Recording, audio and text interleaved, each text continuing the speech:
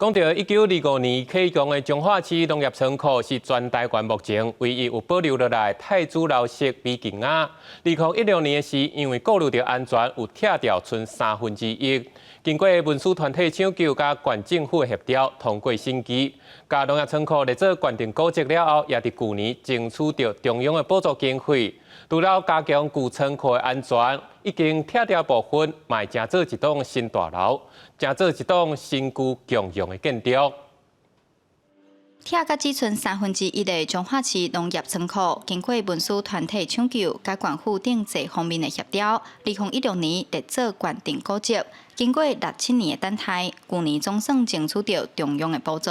旧的部分咱尽量甲修复和完成，新的部分未来就是咱彰化市农会农业教育文化推广大楼啦吼。伊未来使用就是讲吼，咱估值内底咱会尽量用静态一寡这个展示吼。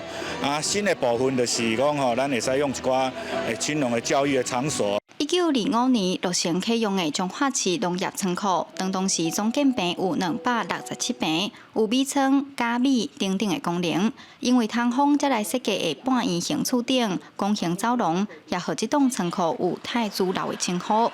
捌参与农业仓库抢救行动的地方文书者就讲，这阵的修复工程其实是无办法的办法。这个就是已经没办法的办法了，已经跳掉了嘛。你讲交通高炸这种方式各个提得起来，理论上是很困难的。毕竟3分之一是现代，3分之一是高炸的。喺农业仓库这个所在，若会使，伊若是有法度互你休困，佫会使来去食一寡食物件，佫会使买物件，也是上好的所在。而且讲保存这个仓库的原样吼，尽量知影讲咱中华过去的一寡历史。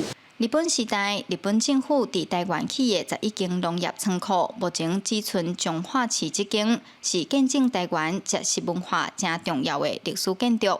总工程费7680万的太子楼修复工程，预定伫2025年底完工。市农会表示，未来规划会纳入文书工作者意见，规划米仓历史的相关展览，互大众认捌台湾的农业发展。记者杨淑晴，中华报道。